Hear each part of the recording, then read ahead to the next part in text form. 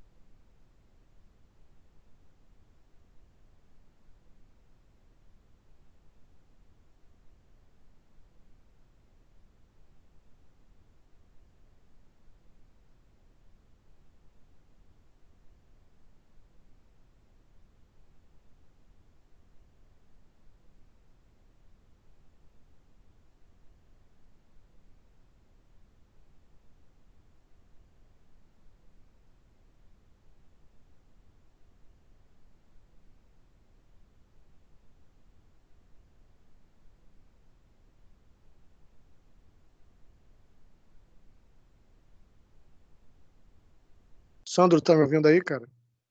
Teste. Tô sim, tô vendo.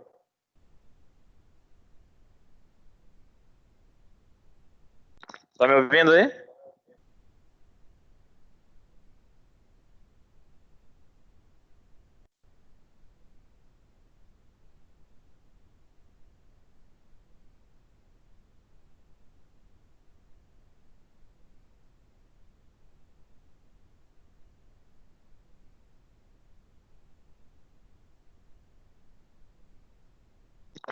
Pessoal, vocês estão me escutando?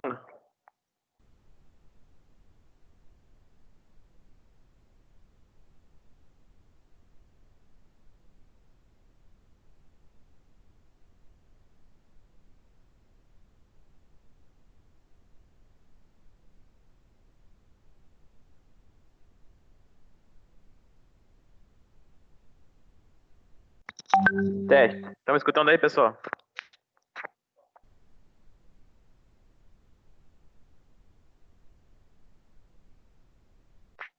Tô ouvindo de boa. Não, tranquilo. Vamos lá, então. Boa noite aí, pessoal. Vamos começar aqui a aula, então. Então, a gente vai ver aqui na aula de hoje a aula da semana passada e a de hoje, né? Vamos resolver aí 8 questões, né? Vamos começar aí com as da aula de hoje, né? Então, calma aí. Então, vamos lá. O primeiro tópico, né? Ele fala sobre o coeficiente de Poisson, né? Coeficiente de Poisson, né? A gente pode apresentar ele como se fosse um V, né? O que ele quer dizer, esse coeficiente, né? Então, aqui. Ele mede a deformação transversal de um material homogêneo e isotrópico, né? Então, o que isso quer dizer? Ele tem que ser um material, o coeficiente de Poisson ele se aplica para materiais isotrópicos, ou seja, materiais que são simétricos em todas as dimensões, né? Então, você está trabalhando basicamente com cubos, né? Materiais simétricos, né? Então, o que esse coeficiente ele nos diz? Quando você tem um material e você exerce uma carga sobre ele... Calma aí, pessoal, que aqui a internet está meio ruim. Deixa eu só ir ali para a sala, porque tá lento, tá meio lento.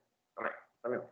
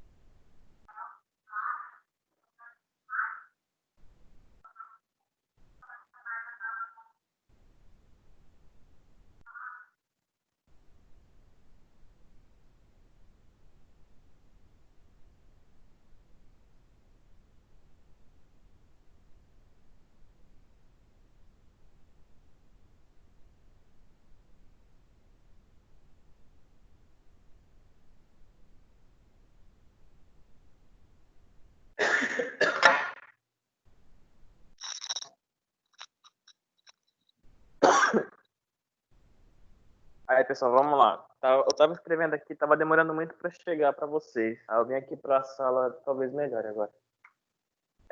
Então, o coeficiente de Poisson, o que ele nos diz, né? Quando você tem um material e você exerce aí uma força sobre ele, você exerce uma força axial, né, sobre ele, o que acontece? Ele vai sofrer uma deformação no sentido tanto da força quanto no sentido ortogonal à força, né? Que seria, como mostrado aqui na imagem, né? A gente tem aí esse sólido aqui, ele está sofrendo uma força aqui nesse sentido, né? Só que ele sofre uma deformação de alongamento, né, nesse sentido, e ele acaba encolhendo nas outras dimensões, né? Você vê que ele diminui a seção dele, né? Então, o que o coeficiente de Poisson nos diz? Ele nos diz que essa relação de deformação, ela é constante, ó. E ela pode ser calculada por essa equação aqui, né? Seria o quê? O coeficiente de Poisson, ele é menos a deformação no eixo Y dividido pela deformação no eixo Z. Então, o que seria? A deformação transversal, que é do eixo Y, né? Dividido pela deformação longitudinal. E tu percebe que ele tem esse sinal negativo justamente porque um está aumentando, né?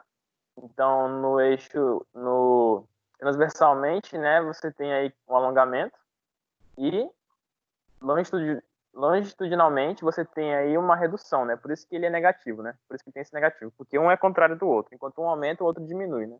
Da mesma forma, se você exercer uma força, né, comprimindo o teu material, o teu componente, né, você vai ter uma redução no eixo transversal e um alongamento no eixo longitudinal, né? Você vai ter, ele vai ficar mais ou menos assim, né? Ele vai reduzindo o seu comprimento, mas vai aumentar a área, né? Então, né? Mais ou menos isso, né? Então, é isso que o coeficiente de Poisson nos diz. É essa relação, né, entre deformação longitudinal e transversal. Então, com base nisso, vamos ver aqui a questão. Então, vamos lá, para chegar para vocês aí. Então, o que ela nos diz? Quando aplicamos uma força sobre o corpo, ela tende a sofrer uma deformação, né? Que nem eu falei. Por exemplo, quando aplicamos uma carga axial de tração no corpo, ela tende a alongar-se na direção da aplicação da força, mas também tende a contrair-se lateralmente, né? Então é o que a imagem estava mostrando, né? Em outras palavras, neste caso, o corpo estica e afina, né? A mesma coisa ocorre quando um carregamento axial de compressão é aplicado no corpo. Só que dessa vez ele contrai na direção de aplicação da força e expande lateralmente. Dessa forma, Poisson verificou que, para o cálculo da deformação de material na região elástica, a razão entre deformação longitudinal e transversal são constantes, pela proporcionalidade das deformações, né? Então, é a fórmula que ele definiu, né? Ela mostra isso, né? E fica constante essa questão de deformação, né? Longitudinal e transversal. Com base no texto acima, analise as afirmativas a seguir, né? Então, é chamado de coeficiente de Poisson, é a razão entre as deformações transversais e longitudinais de um corpo quando é aplicado um carregamento a ele. Então, isso aqui está correto, né? É a razão entre a deformação transversal e longitudinal, né? Então, é nessa ordem, né? É a transversal dividido pela longitudinal. Isso aqui é o cálculo do coeficiente de Poisson.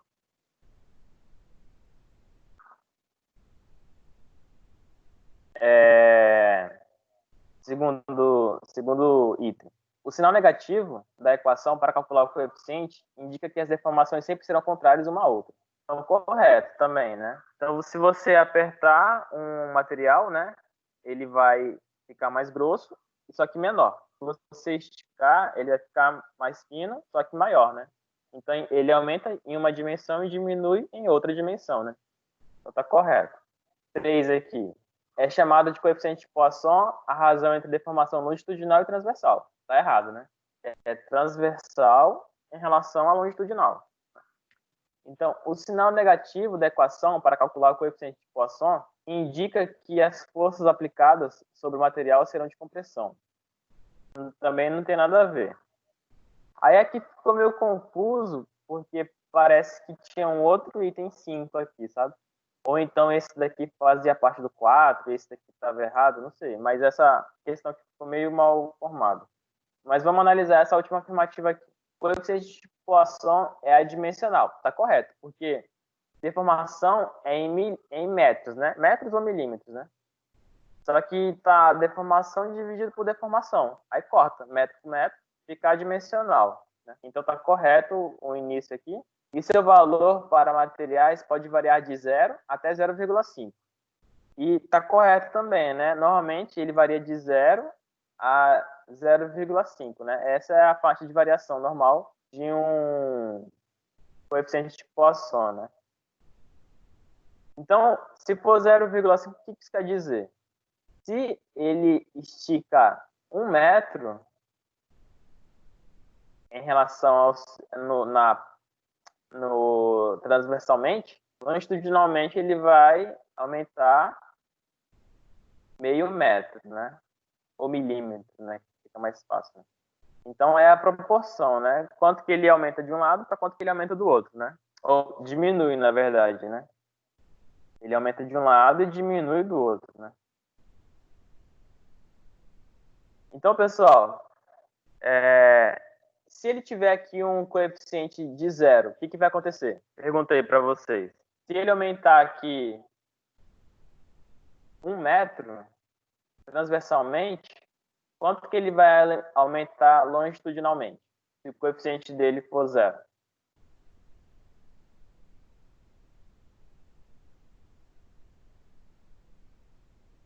Calma aí. Vocês estão sem... Vocês estão sem... Estão sem áudio, é? Estão sem microfone?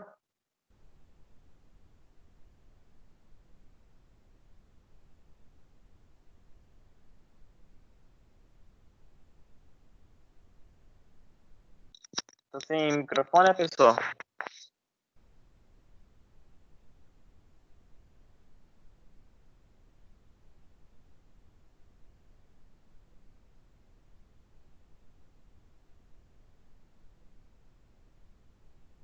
Responde lá no WhatsApp, lá.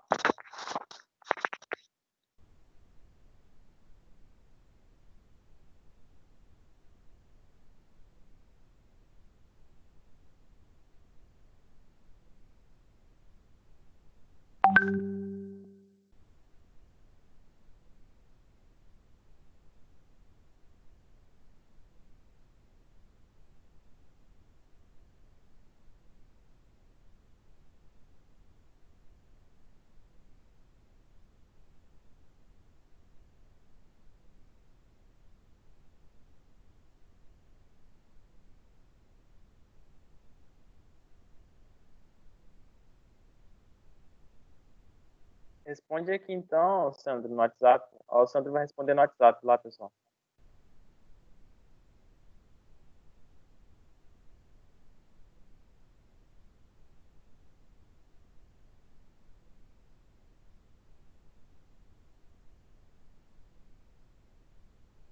Vamos lá, pessoal. Calma aí, calma aí. Eu vou sair e voltar então para ver se melhora o áudio.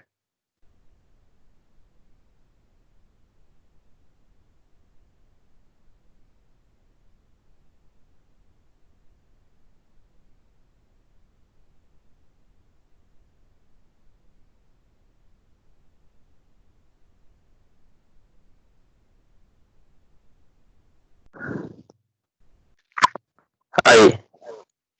Melhorou alguma coisa aí?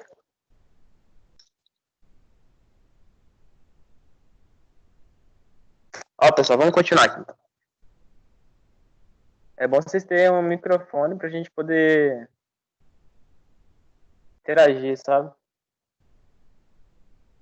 Mas a minha pergunta foi a seguinte. Se o coeficiente de Poisson for 0, o que acontece? Aí ele... Beleza, o coeficiente é 0. Você estica ele 1 milímetro, né? Em relação a transversalmente. E longitudinalmente, como é que ele vai se comportar? Se o coeficiente dele for zero, pessoal, ele não vai aumentar nem diminuir nada longitudinalmente, né? Então ele praticamente só vai esticar, mas não vai ficar mais fino, né? Ele só vai aumentar no seu comprimento. Então, um exemplo disso é a cortiça, né? Material, né?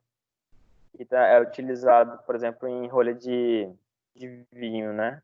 Você pode apertar ela que ela basicamente não tem deformação longitudinal. Ela sofre deformação transversal, né? Mas não sofre deformação longitudinal. Por isso que ela é boa para colocar na boca do vinho, né?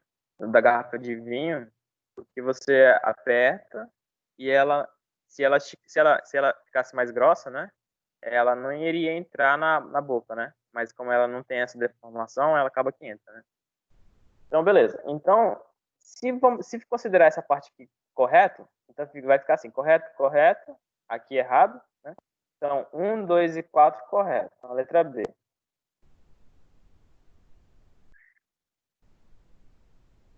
Então, esse é basicamente o coeficiente de Poisson, né? Ele relaciona a deformação longitudinal, a deformação transversal com a deformação longitudinal, né? Quando ele sofre uma deformação transversal, ele acaba comprimindo, né?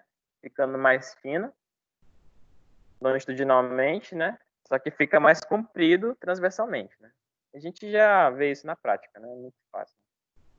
Essas deformações são deformações específicas, né? Aquelas que são adimensionais. Não, são deformações mesmo, você fala, né? Sofreu aí um aumento aí de 1 milímetro no comprimento, né? Isso é a deformação, né? A deformação que eu tô falando é desse tipo, né? Não é adimensional, né? Tem a dimensão lá em milímetros, né? Milímetros. Esse epsilon aqui, né? Né? Continuando aqui, então. Segunda questão, ele fala o seguinte: uma barra circular possui um diâmetro de D igual a 32 milímetros. Então, ó, D é igual a 32 milímetros. E seu comprimento inicial, né, é igual a 1,6 metros. Ao ser carregado axialmente com 4 kN, né? Então a gente representa por P ou por F, né? Essa carga, né? 4 kN apresenta um alongamento, né? Então, ΔL de 0,114 milímetros. Qual o material da barra, né? Então ele dá aí uma tabela para a gente com vários materiais e dá o módulo de elasticidade de cada um deles. Então qual que é o nosso objetivo aqui? É calcular o módulo de elasticidade desse material, né? Então tensão aplicada, a gente representa sigma, né? É igual a deformação sofrida vezes o módulo de elasticidade. Essa aqui é a fórmula, né? Então, vamos lá. Deixa eu fazer aqui um...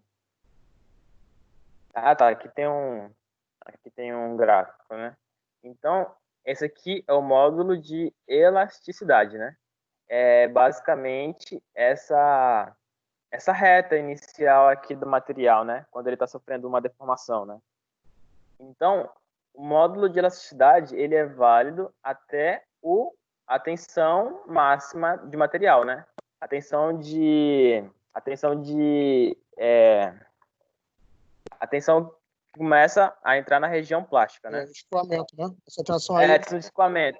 Exatamente. Tensão de escoamento. Isso. A tensão de escoamento. Então, até a tensão de escoamento, a gente consegue aplicar aqui o módulo de elasticidade, né? Depois disso, ele já está na região plástica, né? Já é outra questão, né? Então, o módulo de elasticidade, esse maiúsculo aqui, ele é basicamente, né? Essa inclinação aqui, ó, da minha reta, né? Então, você percebe que é constante. Para a maioria dos materiais é uma reta, né? Então, essa relação é constante entre tensão e deformação, né? Essa relação é basicamente constante, né? E ela é dada pela constante de elasticidade, né? Então, beleza. Então, a gente quer calcular essa constante de elasticidade. Deixa eu só colocar aqui um slide novo. Aqui. Então, eu tenho lá que constante de elasticidade, né?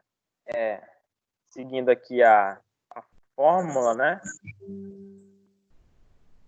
Seguindo aqui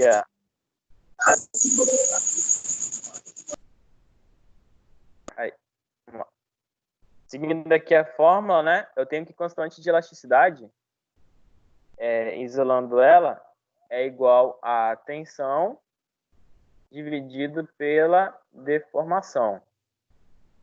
A deformação eu já tenho, né? Que é a deformação aqui do comprimento, que é de 0,114 milímetros. Essa é a deformação. A tensão, o que é a tensão? É a carga exercida pela área, né? Então, a carga é de 4 kN. A área é igual a π d quadrado sobre 4, né? Que é o quê? Π vezes 32 milímetros elevado ao quadrado dividido por 4. Então, a minha área vai ser... Deixa eu só pegar a calculadora ali.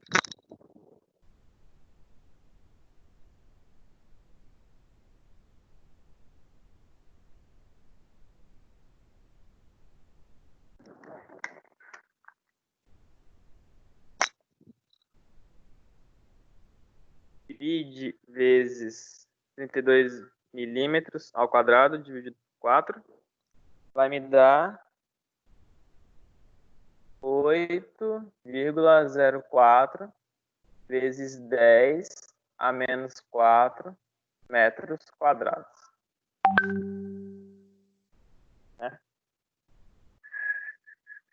Então, esse aqui que eu vou utilizar aqui na minha forma. Então, vai ficar 4K, que é a força, né, exercida, a carga, né, dividido por 8,04 vezes 10 a menos 4. Então, eu vou ter uma tensão aí, ó, de 4K dividido por... Então, vai ser o quê? Vezes 10 a menos 4,97 mega... 4,97 mega, né? Atenção.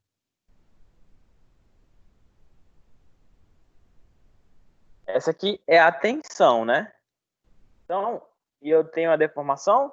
Então, assim, com essa tensão aqui, ele sofreu essa deformação de 0,114 milímetros. Então, beleza. Com isso, eu consigo calcular o meu módulo de elasticidade, que vai ser a minha tensão, né?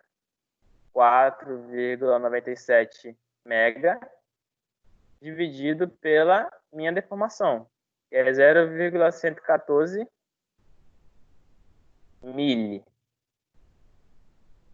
Então, eu vou ter um módulo de elasticidade aí de 0,114. Calma aí. 4,97 mega dividido por 0,114 mili. Então, vai ser o quê? 43,59 giga Pascal. Então, essa é a minha o meu módulo de elasticidade, né? Que vai me dar o quê? O magnésio. Esse é o material que eu estou fazendo o ensaio. Certo? Alguma dúvida aí, pessoal, nessa questão? Tem que ter em mente essa fórmula aqui, né? Certo? Então, assim, você percebe que tem muitas informações que a gente acaba que nem utiliza, né? Comprimento, por exemplo, a gente nem precisa utilizar, né?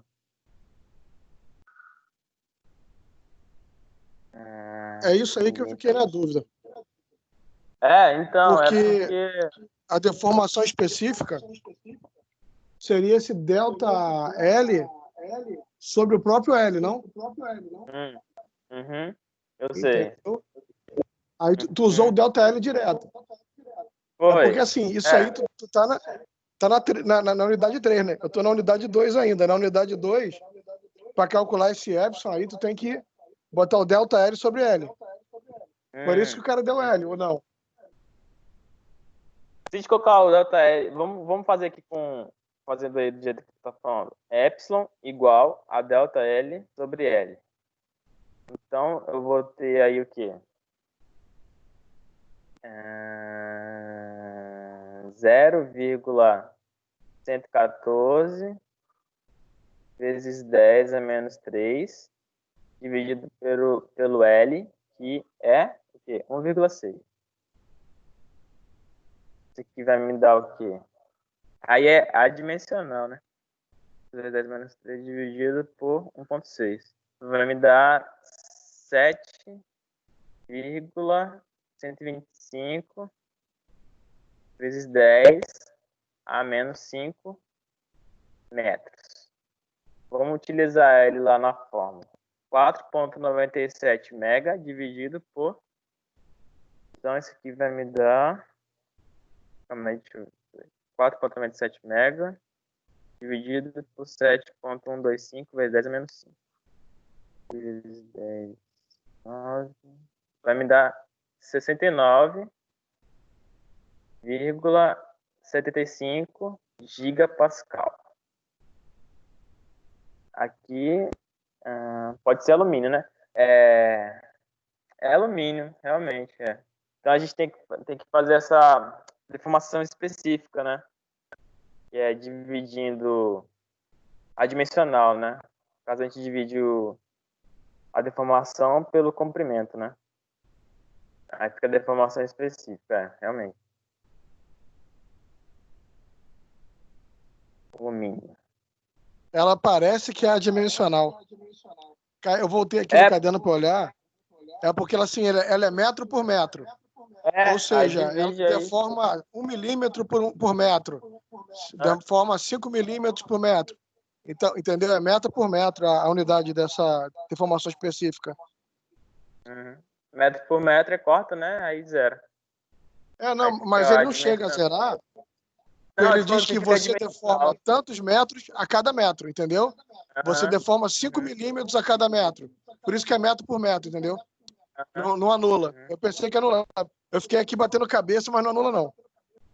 Selva, tamo junto. Entendi. Vamos lá, então. Terceira questão.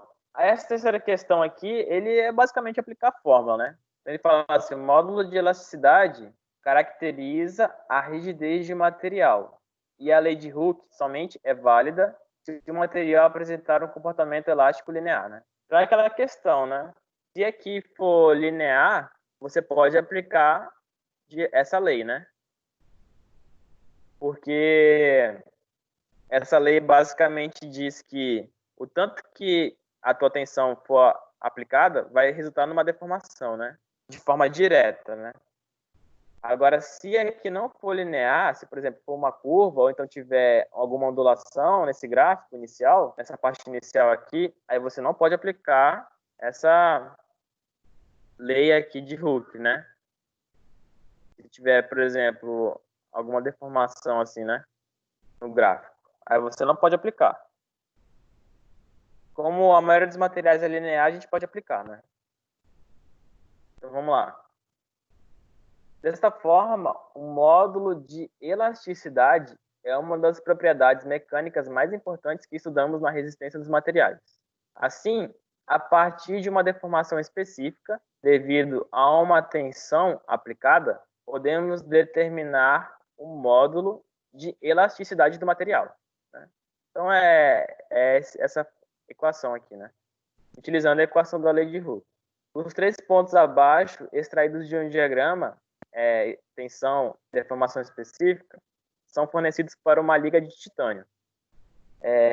Aí ele fala que a deformação, né, específica e a tensão, né, aplicada. Então, os valores obtidos para o módulo de elasticidade são respectivamente. Então, é basicamente fazer a conta, né?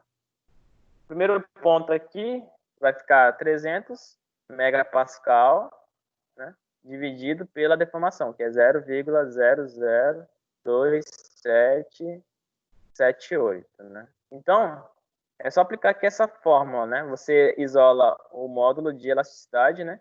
Aí fica sigma dividido por epsilon, né? Aí o sigma é 300 mega e o epsilon 0,002778. Então vai ficar o quê? 300 mega dividido por 0,002778. Vai me dar aí o quê? 108. Então pode ser essa ou essa. O primeiro é 108 gigapascal. O segundo é o quê? 600 dividido por 0,05556. Então, o segundo também é 108, né? Então, já elimina essa daqui. Fica só entre esses dois. Por último, então, assim, como é linear, tem que ser a mesma coisa, né? Tem que ser o mesmo valor. Vamos ver aqui. 900 dividido por 0,09897. Aí aqui já diminuiu um pouco. Foi para 91. Então, a resposta é letra A.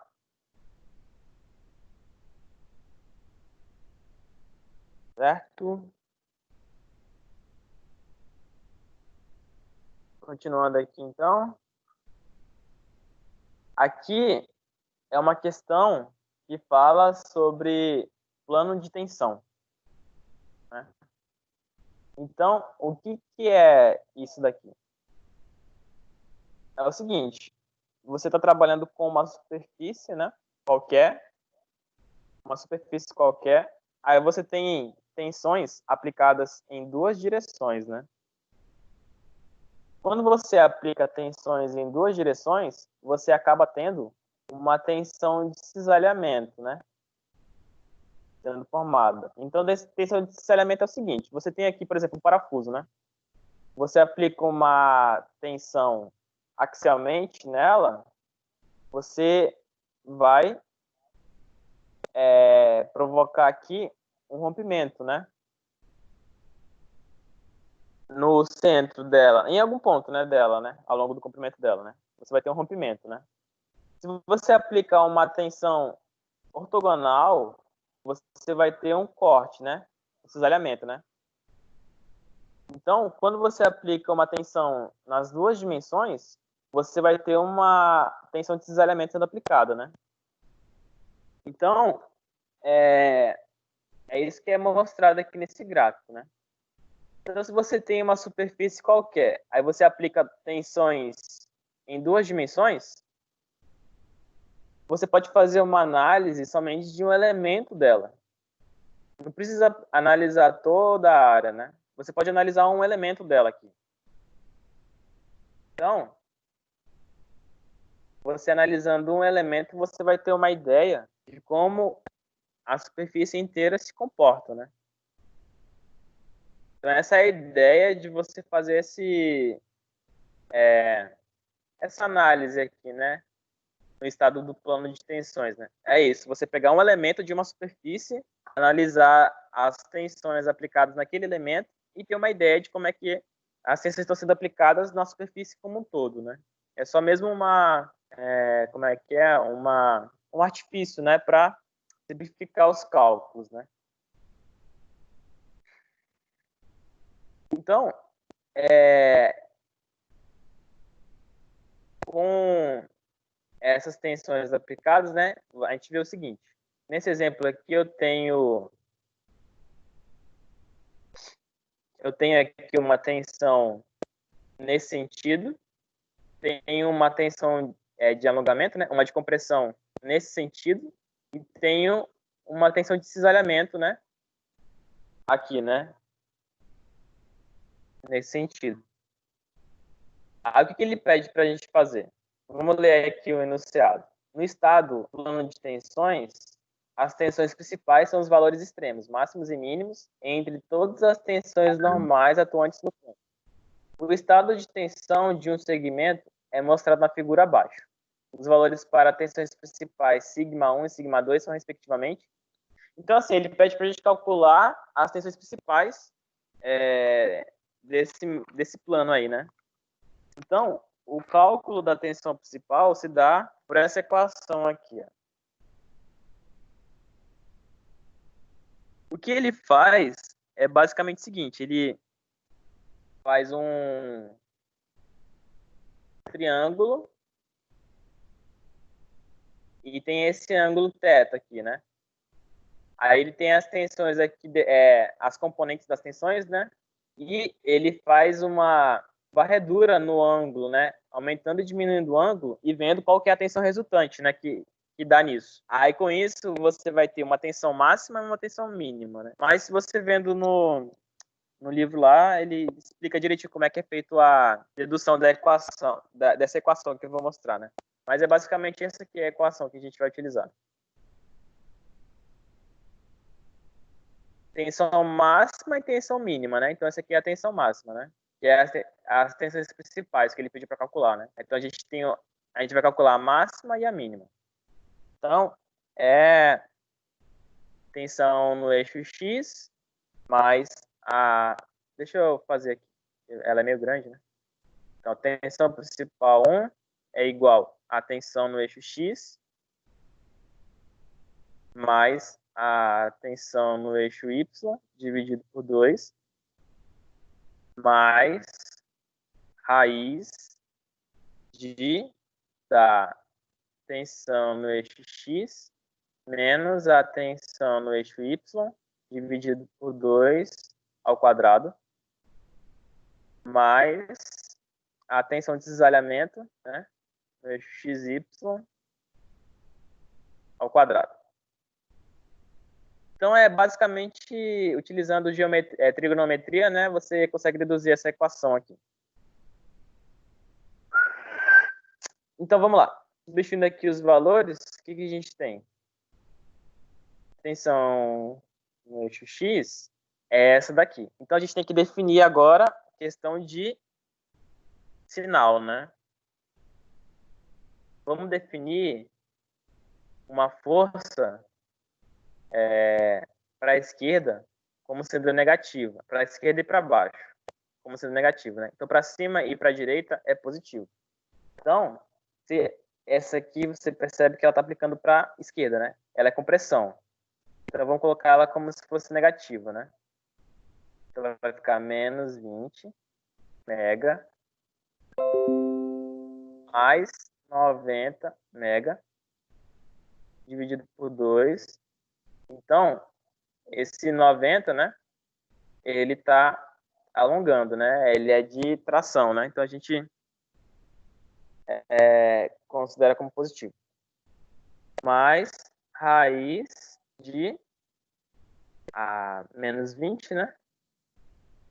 Mega menos 90 mega dividido por 2 ao quadrado, mais a tensão de cisalhamento, que ela vai ser positiva, né? Porque ela tá... Então vai ficar 60 mega ao quadrado.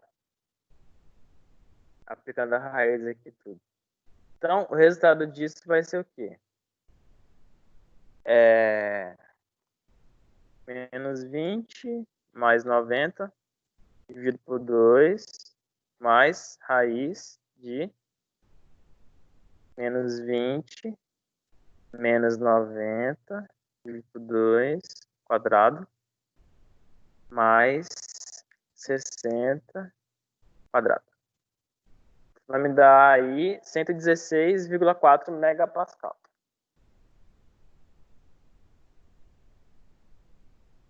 Essa aqui é a tensão máxima que a minha superfície vai estar sofrendo. Você pegar aqui as composições aqui de todas as tensões, né, aplicadas. Beleza, isso aqui é a máxima. E a mínima, como é que a gente calcula? Esse mais aqui vai virar um menos. Simplesmente isso, né? Você usa os mesmos valores, só muda esse sinal aí, de mais para menos. Vem aqui, né? Em vez de mais, fica menos. Então, vai me dar o quê? Menos 46,4 megapascal. Então, sigma 2 aqui, ó, que é a tensão mínima principal, vai ser menos 46,4 megapascal. Então, eu vou ter o quê? Letra D. Então, essa questão basicamente é aplicar a fórmula, né? Aplicar essa fórmula aqui da tensão principal. Então, beleza. Isso aqui a gente resolve a aula de hoje. Vamos passar aqui agora para a aula da semana passada. Então, esse aqui foi o que eu falei, né? Essa ilustração aqui diz mais ou menos o que eu disse, né? Você tem várias tensões aplicadas, você pega somente um elemento e faz a análise, né, dele, né? Faz a análise dele para ver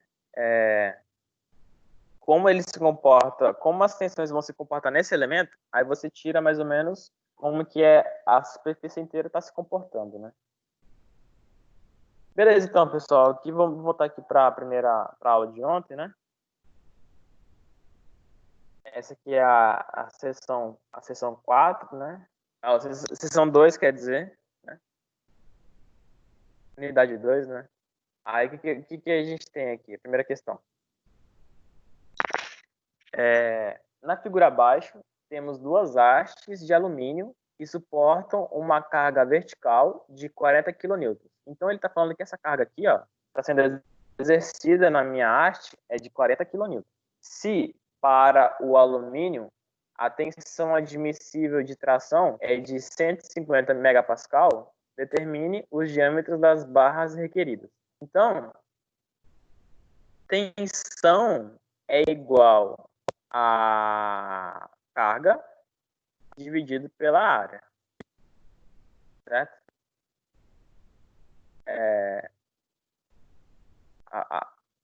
A carga, ou então força, né? Pode ser a gente pode apresentar por F ou por P, né? Dividido pela área. Então, a tensão eu já tenho, né? Tensão admissível eu já tenho. Eu tenho que encontrar a força que cada uma das hastes está sofrendo para poder calcular a minha área. E vai resultar no meu diâmetro, né? Então, beleza.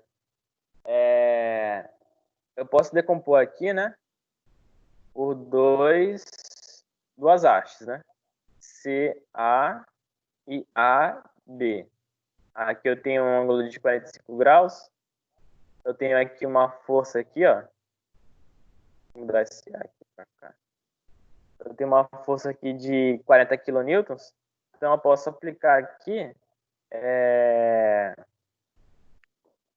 a soma, né? Soma das forças, né? A soma das forças tem que ser igual a zero.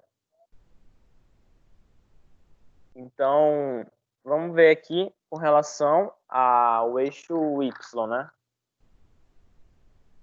A soma das forças no eixo Y tem que ser igual a zero.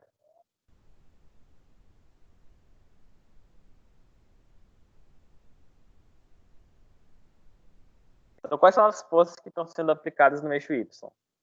Eu tenho a força da carga, né?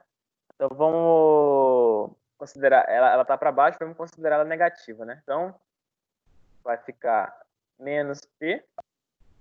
Para baixo é negativo, para cima é positivo. Para cima, qual é a força que eu tenho para cima?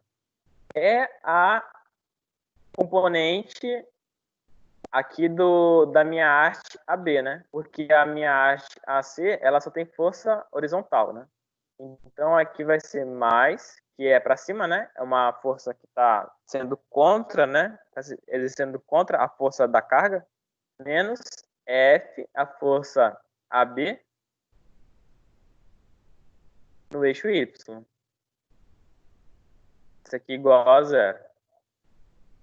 Então, a força AB no eixo Y, ela vai ser o quê? Ela é essa componente aqui no eixo Y, aqui, ó. Então, eu vou usar esse ângulo de 45 graus aqui.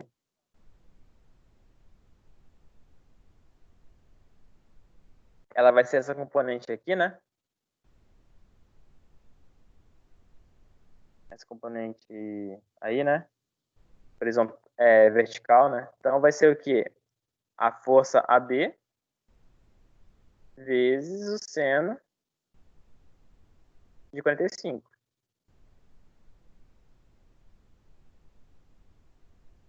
Substituindo ali, eu vou ter que menos P mais FAB seno de 45 é igual a zero. Então, aí eu já consigo calcular a força AB. A força AB é igual a P dividido pelo seno de 45. 45. Então, eu vou ter aqui o P, a carga é de 40 kN, dividido pelo seno de 45, que vai me dar, calma aí, vai me dar 56,57 kN. Essa aqui é a força que eu tenho, né? A força AB, né? A força AB. Beleza. Então, posso fazer aqui agora, vou até mudar de cor para ficar mais fácil de distinguir. Então, eu posso fazer aqui a somatória das forças no eixo X. É igual a zero também. No eixo X, eu tenho aqui a força P não está sendo exercendo, não está exercendo nada, né? O P aqui, ela é só no eixo Y. Então, no eixo X, eu tenho aqui, para a esquerda é negativo, vamos considerar negativo. Então, eu tenho aqui a menos a força AC, né? Toda ela é horizontal, né? Nessa haste aqui, mais a força AB, a componente, né? No eixo X, então eu multiplico pelo cosseno de 45. Isso aqui é igual a zero. Então eu vou ter aqui menos, então eu passo a força FAC para o outro lado positivo, né? Então vai ficar FAC igual a FAB cosseno de 45. Então eu vou ter aqui o que? 56, 57, que é o FAB, né? Kilonewtons vezes cosseno de 45. Isso aqui vai me resultar em cosseno de 45 vai me dar 40 kilonewtons.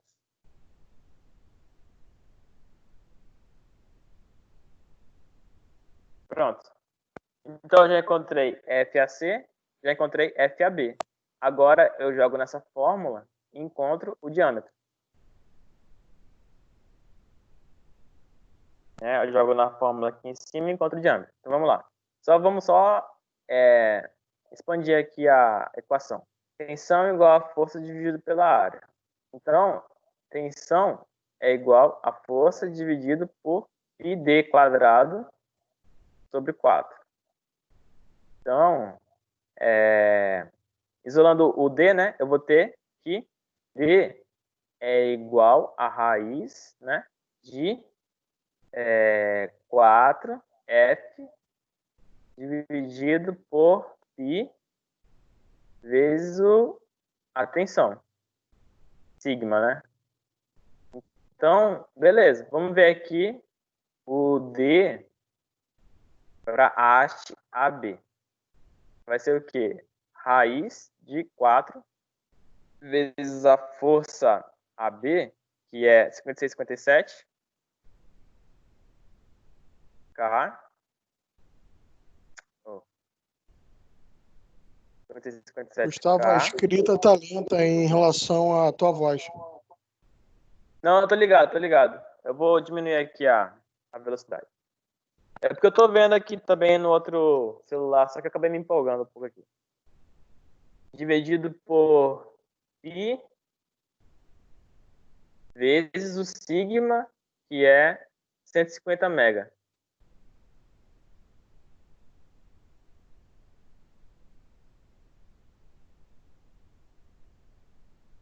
mega. Pronto. Isso aqui é o cálculo do meu diâmetro AB. Então vai ser o quê? 4 vezes 56, 57K, dividido por π vezes 150 mega. Então, o diâmetro vai ser de... vai ser de 21,91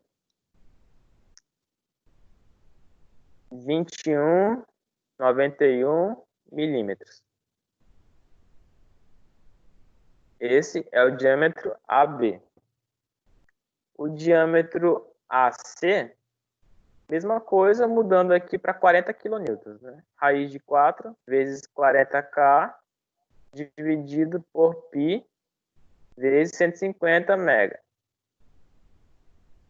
Então, eu vou ter aqui o quê?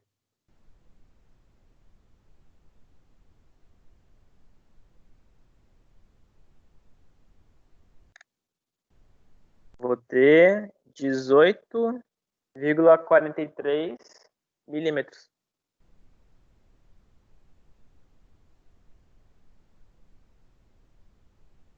Pronto. Esses são os diâmetros que eu preciso, né? Então, basicamente, eu tenho que calcular a força que cada haste sofre e lembrar dessa relação aqui, né? Tensão é igual a força dividido pela área, né? Certo? Primeira questão é isso, né? Segunda questão, ela é bem similar. Ela fala o seguinte, né? A figura abaixo apresenta um tirante que sustenta uma carga de 50 kN. Né? Então, a carga é 50 kN. O material da viga possui uma tensão última de acho que é útil, né? De tração de 800 megapascal. Sabendo que o coeficiente de segurança utilizado é 4, qual o diâmetro desse tirante? Então, aqui a gente faz a mesma coisa, só que tem que levar em conta que ele utiliza um coeficiente de segurança. Então, eu pego a tensão admissível, eu pego a tensão, né, do meu material e divido pelo coeficiente, né? Tensão admissível, no caso, então, tensão ADM, né, admissível, vai ser o quê? Tensão do material dividido pela coeficiente. Então, vai ficar 800 mega dividido por 4 vai me dar 200 mega. Então, essa aqui é a tensão que eu vou utilizar. Agora é só aplicar a fórmula.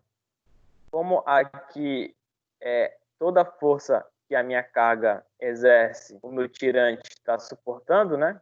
A somatória das forças vai ser igual a 50K, né? Só que o 50K é a força do peso, mais a força do tirante, né? É igual a zero. Então, a força do tirante é basicamente igual à força do peso. 50...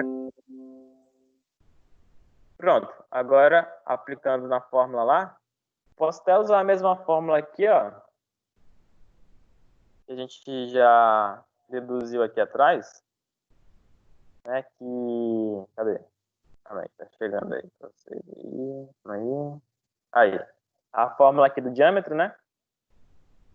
Então, diâmetro igual a raiz de 4F dividido por π vezes a tensão admissível.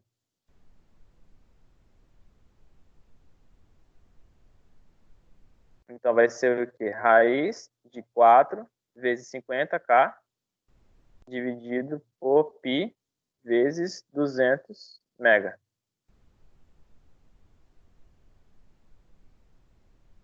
Isso aqui vai me dar o quê? Raiz de 4 vezes 50k dividido por π vezes 200 mega. Então vai me dar 17,84 milímetros.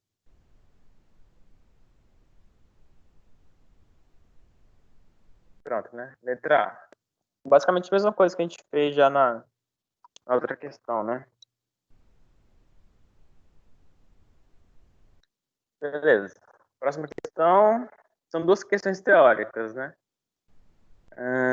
Então, a primeira ele diz o seguinte: um ensaio destrutivo de tração é aquele em que o corpo de prova é submetido a um carregamento axial crescente até a sua ruptura. Como resultado desse ensaio, obtém-se um diagrama tensão-deformação em que é possível extrair as principais propriedades mecânicas de material. Então, esse ensaio é aquele lá, que você tem aquela garra, né?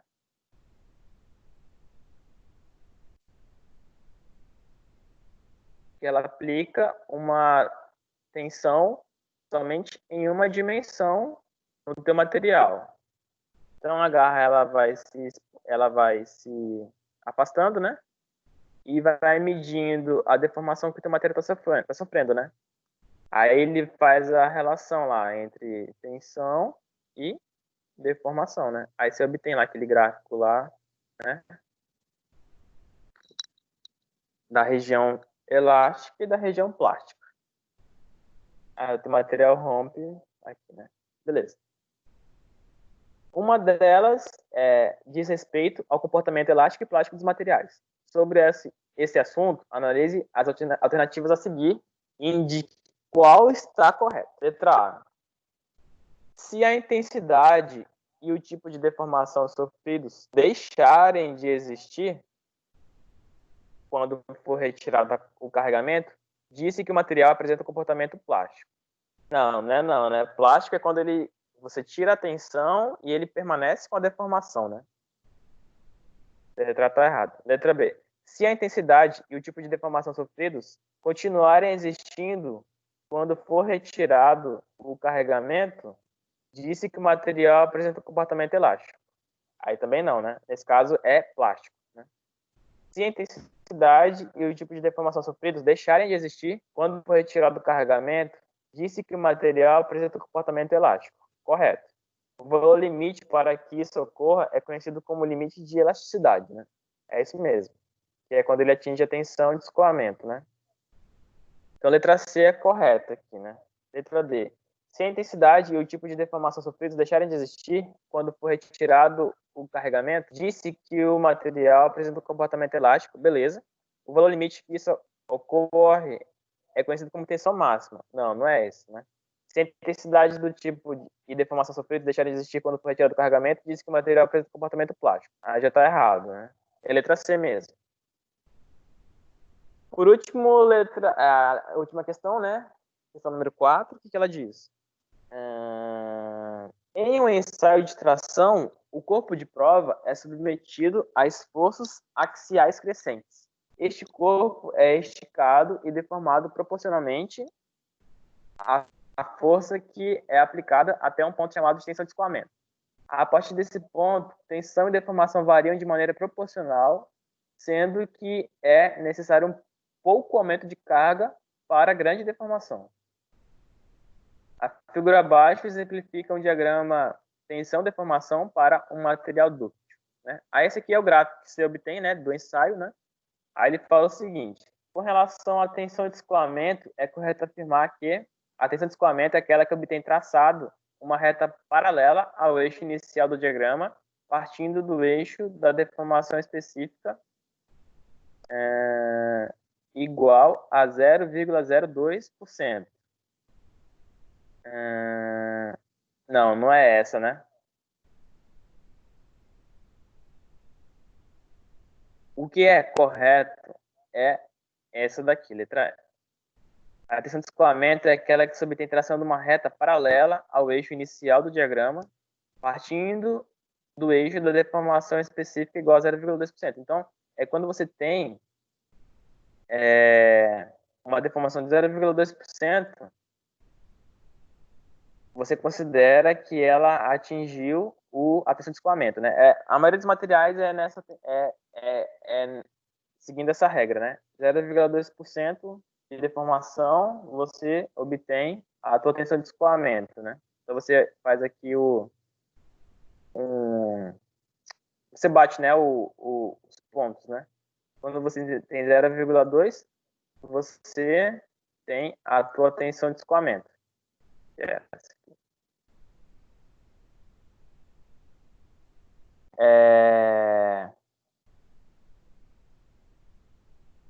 Certo? Então, 0,2%, né, de deformação, você obtém a tua tensão de escoamento.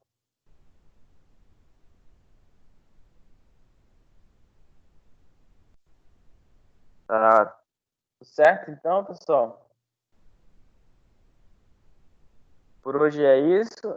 Aí, o que vai acontecer? Vocês vão ter prova, né, amanhã. Se eu não me engano, as aulas teóricas terminam, né, nessa semana. Só que tem mais uma aula ainda, né?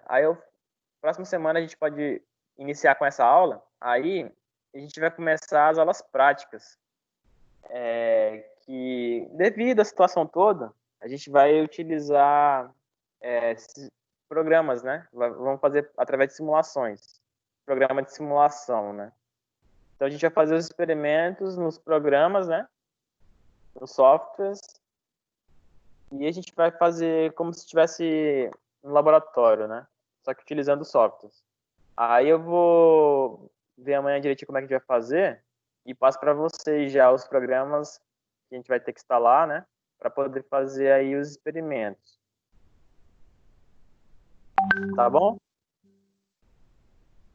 Então, pessoal, por hoje é isso. Aí eu passo para vocês depois o slide aí e a aula gravada, tá bom?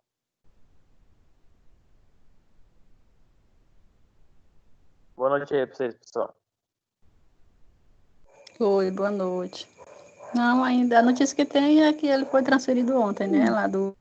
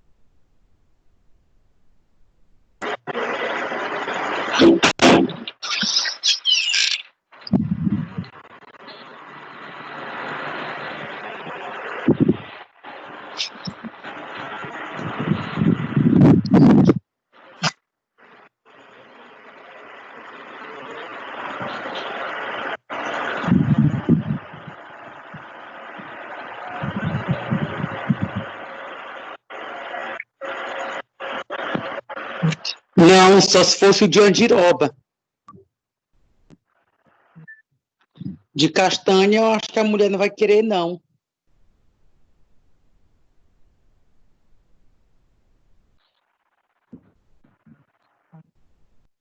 Aí amanhã eu falo para ela, ela fica com o que tá lá na loja.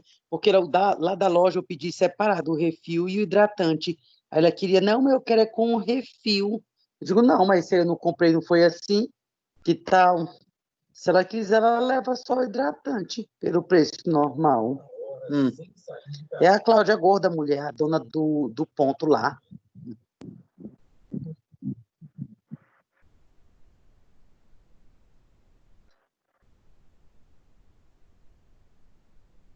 O meu no início estava assim também, eu tive que ir lá no aplicativo. Aí eu consegui entrar.